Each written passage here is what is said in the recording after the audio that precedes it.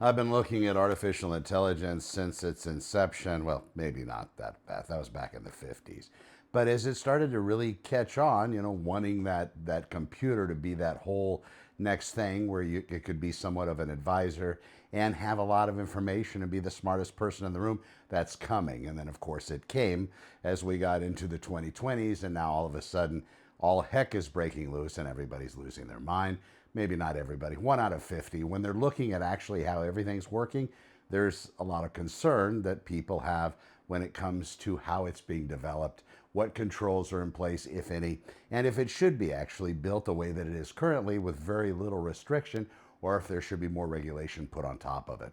Good day, everybody. I'm Connor with Honor. I want to talk about artificial intelligence, as I have to a lot of people in my age range, and even if you're younger or older, it should make a lot of sense. It's taking me, the learning curve has been grandiose for me. It's been very, very difficult, but I am starting to understand, at least from all the information, all the breaking news, all the daily changes. I'm starting to understand a lot more about how the artificial intelligence process could potentially look in the future, but really it's anybody's guess.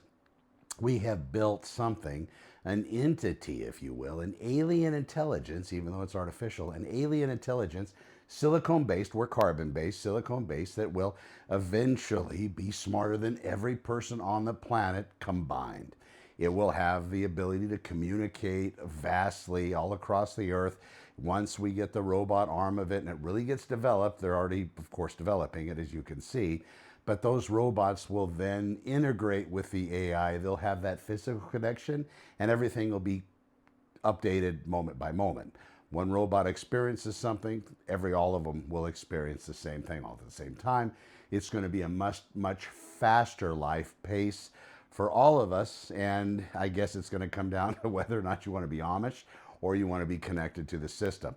Now, I'm not talking about implants, that's probably sometime off in the future, but everything is moving faster than a lot of people have expected. And if you look at the experts talking about artificial intelligence, they're not really sure why it does certain things, how it does certain things, but they're still going forward as quickly as possible because the big fear is another country, another entity, another world global power getting it prior to the good United States getting it. And then that's going to be, of course, a problem because from what it looks like, once it gets developed, once it gets to the strong point that it will be, artificial general intelligence and then artificial superintelligence, the person that has that, the entity, the place, the country, is going to be able to rule a lot and maybe everything. Looking at artificial intelligence, some of the questions to ask is, what can you do with it to maybe help your daily tasks? And of course, there are lots of things. You can start with just asking it about your day, telling it what you do for a living. But when I say that to a lot of people in my generation, they're like, and what? Give it all the secrets, tell it all my stories, tell it about my emotional history so it knows me more. I think it's too late for that. I think with all the non-regulation that's been put forward, I believe that these systems, agentic in nature, they actually now have the ability to go out and accomplish tasks. You give it a task, it's called an agent. It will go out and it will do that for you. If you know how to build, and this is kind of not really at the beginning, but it's something that has started recently, I guess we could say. And it's basically you tell the system, hey, listen, I do a video in the morning. I want you to check my YouTube feed. Once that video is there, I want you to extract the video from YouTube. I want you to pull a transcript for me. I want you to make the video into a lot of shorts, under 60 seconds each. I want each of those videos to have their own SEO optimized titles. I want then you to take those videos and publicize them to my social media platforms, including YouTube. I want you to take all of those links and then write me a very comprehensive blog post at 5,000 words or more pertaining to the video that I uploaded on YouTube with all of the links strategically, as you are the SEO expert, because in the prompt I'm giving it a title and an identity. So when it goes in there and puts all that information together, it can. And then, of course, I want you to then take all of that information with those links that you've captured from the online publication. I want you to take those in a strategic and SEO way and publicize those within all my social media channels, with all their SEO optimized content for each one of those channels for the highest click rate, for the highest viewer rate, highest subscription rate, and these sorts of things. So that is an agent. So then that agent every morning, and you can have it start that process after you publish something. You can have it start that process after it gets notified of you conducting some kind of an update within one of the systems. And there will be a point, and it's probably already there, I'm just not paying enough for the subscription to get it. But once a video is actually produced, the system is monitoring your computer. Once a video gets recorded on your machine, put into a particular folder, let's say, then it takes it from there. So then it does all the publication, it does all the editing, it will cut out, it will use different platforms, different like CapCut and Camtasia and whatever you're using, Illustrator, whatever, to be able to take your video and add captions to it, edit it, maybe put a filter on it if it looks funny, adjust the sound, adjust the volume, maybe lay in some music or lay in a track and extract the music just for better views, depending on the song and the title of it, whether or not that's going to get you more SEO as far as that goes.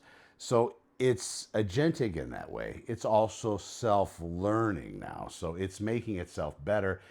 Google was never a sleeper, but it would appear so because Google came up with the transformer architecture. That's the way that the system understands and compiles information in very, very layman's terms, and I'm very, very much a layman, so don't get me confused with an expert. But when it put together this model, very much kind of resembling the human brain, the way the interactions work and the way it looks at information, once it developed that transformer model system, other companies grabbed it and ran with it. And Google was by no means behind the curve, but they're working on other processes, other systems. So now if you look at Google's Gemini, you look at Notebook LM by Google, you look at the other things that Google has in their space, it's totally being downplayed. It's not really being looked at for the true value it gives, especially for somebody that wants to crawl down that rabbit hole and really expand their knowledge and use these things for the betterment of themselves, their growth, and their intelligence. It's just phenomenal. So check into Google's Gemini, Notebook LM, and those other systems Google's putting together out there, and they're just really, really remarkable. They also have their system that is writing its own code, it's bettering itself. And once that happened, we were not so much stagnant in the AI. I mean, it's been climbing exponentially for a very long time.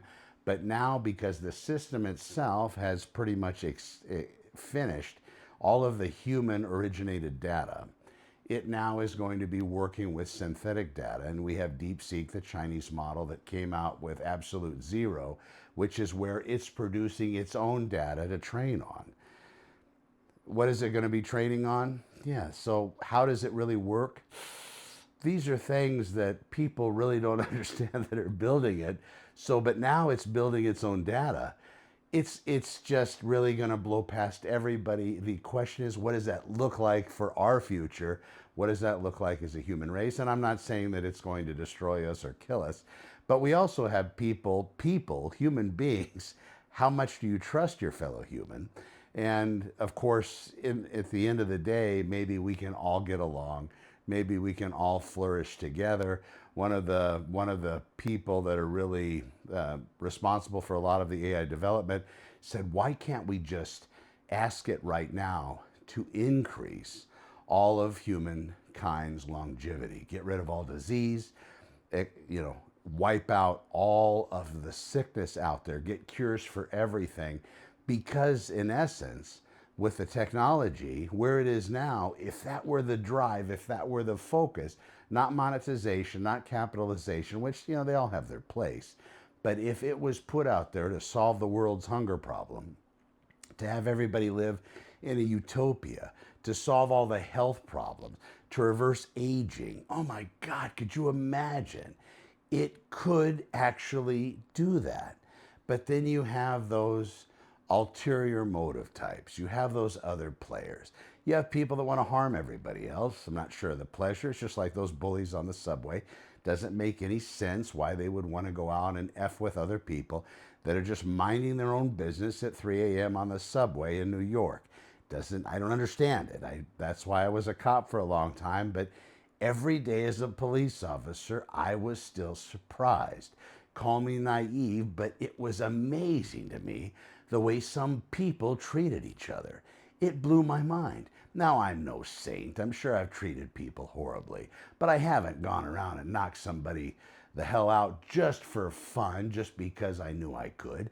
I haven't fought people just because I thought it would be great. I haven't taken advantage of people because I knew I could. In fact, when I start thinking of anything off kilter, my whole life, it just gets really ugly very fast and I stop. And that's just a thought, let alone executing on any of these ideas. We all have them. We all keep them in check. There are certain people out there that want to harm others and don't keep their thoughts, their feelings, and their actions in check. So we have artificial intelligence. It could really do a lot for a lot of people. It could really help everyone. Learn it, look at it. It already knows about you. It already has all of your personal and private information. I wouldn't be too concerned, at least at this point. Pandora's box has already been opened. It can't be put back. We're not going to be able to get that genie back in the bottle. It is where it is. I would just say, look, learn about it, understand it's coming, understand that what you're seeing, whatever channels you're tied into, if you're on social media, you're watching YouTube, you're watching even regular television, everything is being engineered utilizing AI to sell you better, to market to you better, to adjust and manipulate your thought processes, and to move you wherever it wants you to be. Us human beings aren't complicated. We might think we are. I mean, we might think that we're the best music composers, the best poets, the most intellectual creatures, and until this, we were. Now, not so much. We'll have to watch where it goes. Again, this is to a point in the future that probably, as I believe it was Altman, only a few ideas away from some massive breakthroughs. And we're seeing massive breakthroughs on a daily basis. Something else that I will talk about. We have cybersecurity. We do have the agentic AI, these autonomous systems. That's really going to be a big deal whenever the systems, just like I talked about before, whenever the systems start, and they already have, they're self-learning, self-teaching, they're using data they're making up. These are things that we don't know where that's going to end up. Also, the power supply, the power grid. These systems are very power hungry. Now, albeit they've done a great job at trying to not make them so power hungry. But the only thing holding back a lot of them, just listening to stuff lately online, and here we are at May 22nd, 2025, listening to a lot of stuff online, what's holding the future development, they're really blowing the lid off of this thing, is energy. So if we get some massive data centers that have gigawatts and gigawatts of power, then we're really going to see this start to move forward. What does that mean for all of us? Nobody knows. I hope you're well. Please watch the next one. This is AI with Honor. I'm Connor with Honor, and we will see you soon.